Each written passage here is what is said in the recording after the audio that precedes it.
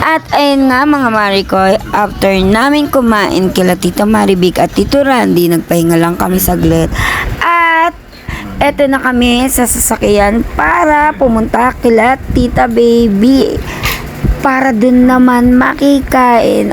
Alam nyo ba mga madam, kapag nandyan kami sa Nueva Ecija, sobrang alam mo yung uuwi ka talagang halos wala nang mapaglagyan ng kakainin. Sobrang busog na busog talaga. Sobrang ang daming pagkain. At din sa pupuntahan mo, hindi pwedeng hindi ka kumain kasi talagang dapat tikman mo lahat ng kanilang inihanda para sa fiesta.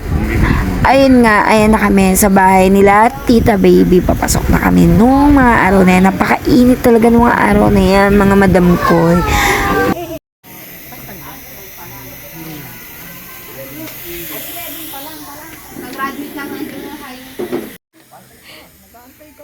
Dali na, pasok na. Iris, pumasok ka na.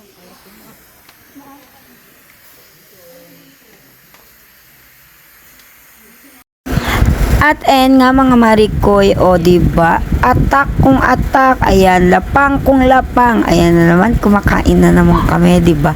Kaya ng mga time na yan, konti lang talaga ang mga pinagkakain ko dyan, kasi nga, ayan na, ang diet, dyan ka na, nasusubukan. So, ayan nga, nung nasa Nueva Ecija nga kami, hindi ko muna inisip na nagda-diet ako. At after kila Tita Baby, at yan nga pala, tumuloy na kami kay Tito Willie at kila Tito Odette. Ayan, sobrang dami naming pinuntahang bahay niyan.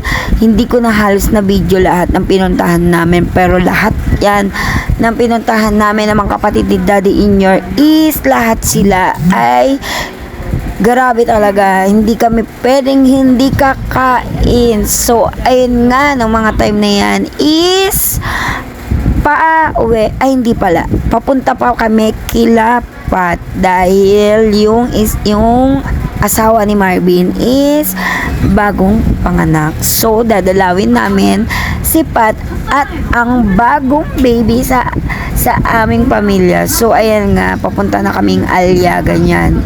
Mga 45 minutes yata ang layo dun sa Entablado.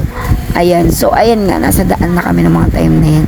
Ayan na si Baby Lian. Ayan na siya. Nakita na ni Mami ang kanyang bagong apo. At ayan si Biko at TJ na ngayon lang uli nagkita at naglalaro kapag pauwi na, o diba, ang saya-saya ni TJ at nakita niya si Kuya Biko. At nung mga time na nga na yan is pauwi na talaga kami ng Maynila niyan. Hindi na rin kami nagtagal kilapat kasi nga may mga kanya-kanya pa kaming dapat gawin. At si Mami ay nagmamadali na rin umuwi. Kaya talagang after kilapat is diretso na kami umuwi ng Maynila. So ayun nga mga Marikoy, tulog na ang aking mga junaki. So hanggang dito na lang, babush!